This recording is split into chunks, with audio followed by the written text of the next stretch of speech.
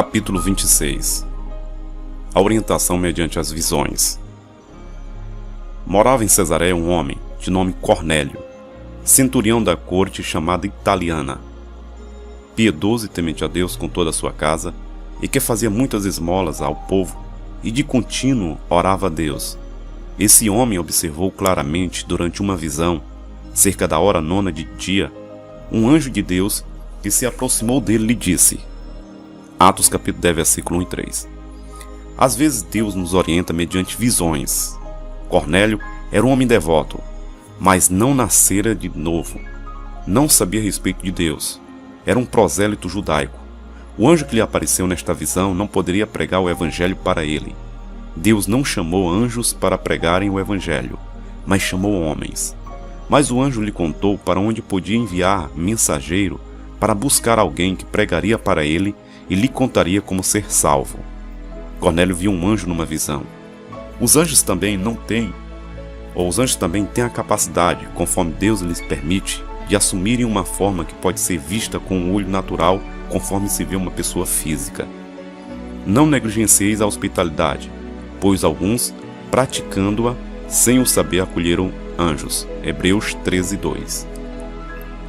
Mas a Escritura chama a experiência de Cornélio uma visão, Atos 10:3. Era, portanto, uma visão espiritual. Viu adentro do mundo espiritual, e há anjos lá fora no mundo espiritual. Se outra pessoa tivesse estado presente, não teria visto coisa alguma. Mas se o anjo tivesse adotado uma forma visível, qualquer pessoa o poderia ter visto.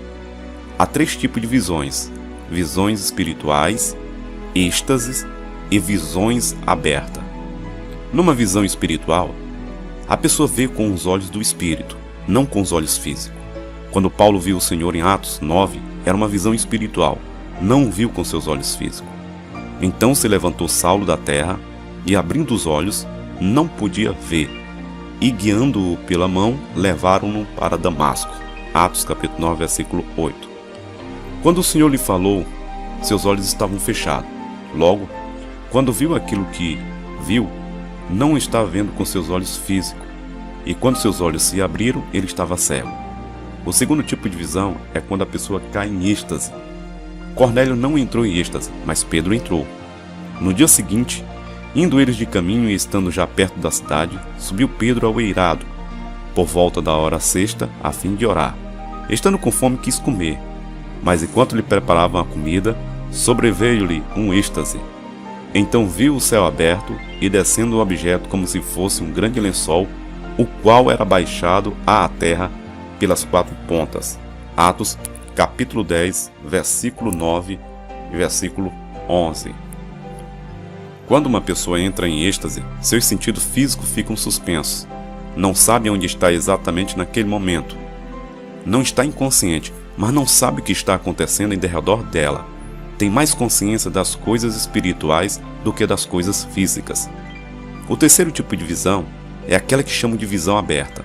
A visão a qual me referi tão frequentemente neste livro, que ocorreu em El Paso em 1959, era uma visão aberta. Meus olhos estavam totalmente abertos. Meus sentidos físicos estavam intactos. Não caí em êxtase. Jesus entrou andando no meu quarto. Vi-o com meus olhos físicos. De todas as visões que já tive, somente 2 foram visões abertas. 3 delas ocorreram quando caí em êxtase. As demais foram visões espirituais. Havia tipo diferente de visões em Atos dos Apóstolos. Há tipos diferentes de visões agora. Nas visões, às vezes as coisas são simbólicas. Na visão de Pedro, eram simbólicas. Viu todos os tipos de quadrúpedes e outras criaturas puras e impuras. Tinha que pensar sobre o caso. Atos 10:19. O Espírito falou-lhe enquanto meditava e mandou-o a acompanhar 3 homens para a casa de Cornélio. Ainda não sabia exatamente o que a visão significava, mas quando foi, as coisas aconteceram e ele começou a compreender que Deus chamara os gentios e não somente os judeus. O anjo do Senhor falou a Filipe dizendo: Dispõe-te e vai para a banda do sul, no caminho que desce de Jerusalém a Gaza. Este se acha deserto. Ele se levantou e foi.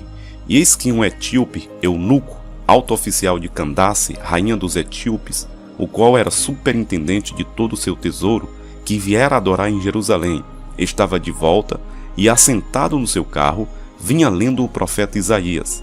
Então disse o Espírito a Filipe: aproxima-te desse carro e acompanha-o. Atos capítulo 8, versículo 26 ao 29.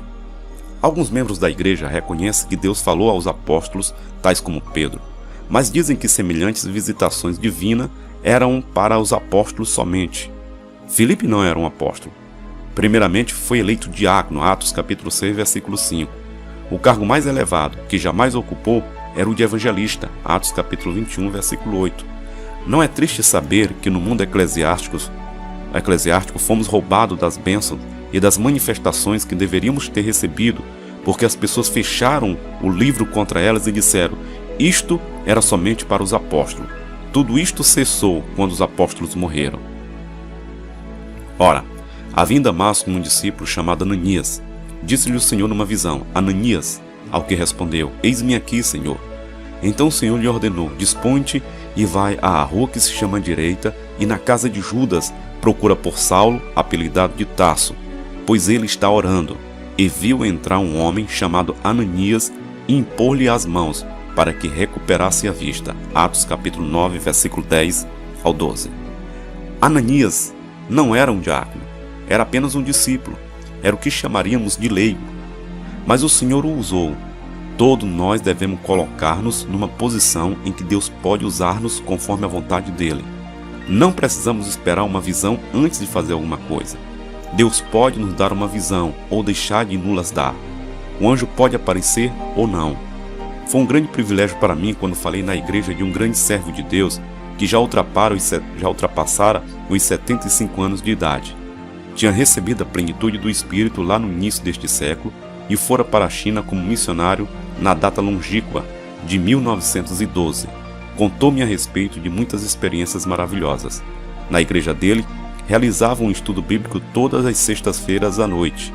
Creio que ele era um dos mais destacados ensinadores bíblicos no mundo inteiro e já ouvi a maioria deles.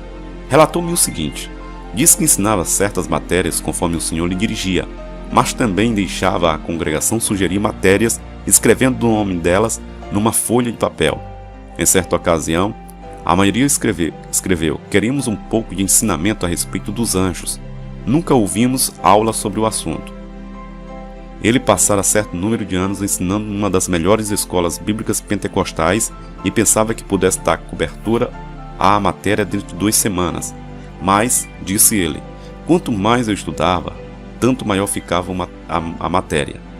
Ensinei durante 6 semanas e ainda não dei conta dela. Ele era um oficial da denominação do Evangelho Pleno. Pouco depois de dar este ensinamento a respeito dos anjos, estava numa reunião oficial com os líderes daquela denominação. Certa questão em discussão dizia a respeito à notícia de que certo ministro da sua denominação alegava ter visto um anjo. Disse que o anjo lhe dera instruções a respeito do seu ministério. Estavam para expulsá-lo oficialmente da sua denominação. Disse ele: fiquei simplesmente sentado ali escutando. Nem sequer comentei. Nunca falava mesmo, a não ser que fosse conclamado para falar. Consegui perceber a tendência. Estavam prontos a expulsá-lo. Finalmente, certo irmão levantou-se e disse: creio que devemos ouvir a opinião do irmão S. Ele está conosco desde o início do movimento. É um dos nossos ensinadores bíblicos mais capacitados. Vamos escutar o que ele tem para dizer. Disse-me que começou contando-lhes a respeito do estudo de anjos que acabara pouco antes, ensinando-o na igreja. Depois disse: não me preocupa em nada, porque um dos nossos ministros, entre vários milhares deles, viu um anjo. O que me perturba é porque mais dos nossos não estão vendo anjos. Depois, em segundo lugar, ele disse: se vamos colocar fora este homem por ter visto um anjo que lhe deu instruções a respeito do seu ministério, o que vamos dar ao nosso povo como substituto? Temos algo melhor? Algo mais sobrenatural? Algo mais bíblico? Se não, acho que devemos ficar firmes com aquilo que temos. Rapidamente, alguém se colocou em pé dizendo: proponho que engavetemos o assunto, esquecendo-o totalmente. Votaram e unanimemente a favor de deixar de mexer no caso.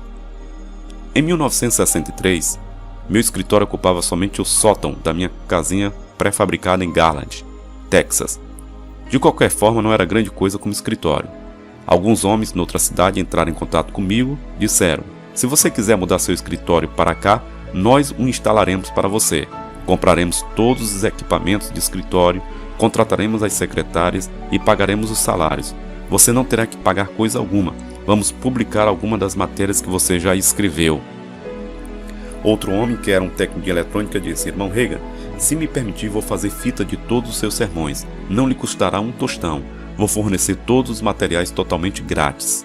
Estas ofertas pareciam boas. A gente pensaria que Deus forçosamente estava por detrás delas. Mas cerca daquele tempo, estava orando com um grupo. Estávamos tendo tempos especiais de ministrar ao Senhor. Era o tipo de atmosfera descrita em Atos capítulo 13, versículo 1 e 2, e uma atmosfera em que Deus agirá. Eu estava sentado na plataforma ao lado de uma cadeira, orando, quando de repente, Jesus estava em pé imediatamente na minha frente. Eu estava com os olhos fechados. Era uma visão espiritual. Não caí em êxtase. Em pé, imediatamente atrás de Jesus, cerca de 70 centímetros à direita dele, a cerca de 1 metro atrás dele, havia um anjo grande. Já tinha visto anjos, mas nunca tão grande assim. Devia ter de medida perto de 3 metros de altura. Jesus falou comigo a respeito de certas coisas. E tudo quanto ele me disse veio a acontecer. Ocasionalmente, enquanto ele falava, eu olhava de relance para aquele anjo. Quando assim fazia, o anjo abria a boca e começava a falar alguma coisa. Quando eu olhava de volta para Jesus, o anjo não falava nada. Depois de Jesus acabar a sua conversa comigo, perguntei: quem é este? O que ele representa? Jesus disse: é o seu anjo. Disse eu: o meu anjo? Sim, disse ele, é o seu anjo. Você leu nas escrituras que eu disse acerca das criancinhas que seu anjo está sempre diante da face de meu Pai. Você não perde o seu anjo simplesmente porque fica homem. Isto não é um consolo? Tenho aquele grandalhão que me segue em todos os lugares. Louvado seja o Senhor. Eu disse: o que ele quer? Jesus disse: tenho um recado para você. Daí fiquei tão consciente da letra da palavra que poderia ter perdido a mensagem do Espírito. Eu disse: tu está conversando comigo. Por que não me darás a mensagem?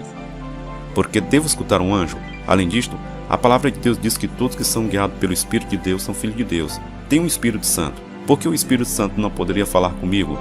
Jesus teve misericórdia de mim e paciência comigo. Ele disse: nunca leu na minha palavra, onde o anjo do Senhor falou a Filipe descer para o caminho de Gaza? Isto não era uma orientação? Não guiava assim? Meu anjo não apareceu a Cornélio, que nem sequer era um homem nascido de novo. O anjo não lhe mandou o que devia fazer? Deu-me vários outros exemplos, tirados do Novo Testamento. Finalmente eu disse: já é suficiente. Vou escutar. Depois olhei para este grandalhão e disse: de que se trata? Começou assim: fui mandado da presença de Deus, onipotente, para dizer-lhe que não deve deixar estes homens, citou o nome deles, estabelecerem um escritório para você. Tem segundas intenções. Vão controlar o seu ministério, porque seriam eles quem investiriam todo o dinheiro. Depois citou o nome do homem que era o técnico de rádio e de eletrônica. Não deixe pegar nenhuma das suas fitas gravadas. Ele tem segundas intenções. Se ele conseguir lançar mão delas, ele as controlará. Fui mandado da presença de Deus onipotente para lhe dizer isto. Além disto, fui mandado da presença de Deus onipotente para lhe dizer o seguinte: o dinheiro virá, de modo que você possa estabelecer seu próprio escritório, ter seu próprio livro, ter suas próprias fitas. Você será o cabeça disto, o único chefe, porque sou eu quem lhe dirá o que fazer, e não algum homem. Dentro de 4 meses, depois de tudo pago e liquidado, você terá dinheiro suficiente para tomar a dianteira nesta direção, porque já expedi os meus anjos para fazer o dinheiro vir. Quando veio o tempo certo, fiquei com $4.000, que era o suficiente para fazer aquilo que o Senhor me mandara fazer. Foi o começo deste ministério. Poderia contar mais, mas o que contei basta para ilustrar que estas coisas realmente acontecem. Mas deixe-me enfatizar o seguinte: embora Deus realmente nos oriente mediante visões e outras manifestações sobrenaturais, eu encorajaria você a não procurar uma visão. Você poderia chegar para além da palavra, onde o diabo pode enganá-lo. Frequentemente, preferimos ter uma palavra mais direta de orientação, mas nem sempre a temos. Não procure, portanto, fabricá-la se não estiver ali. Em nenhum lugar a Bíblia diz que alguém estava procurando uma visão quando ela veio. As visões simplesmente aconteciam sem serem buscadas. Fique contente em seguir o testemunho interior se é só isto que você possuir. Mas eduque, treine e desenvolva o seu espírito humano até o ponto em que este testemunho se torne cada vez mais real para você. Depois, se Deus achar por bem conceder visitações e manifestações, é só dar graças a Deus por elas. Saiba que os anjos de Deus estão com você. Seu anjo está com você, quer você o veja, quer não.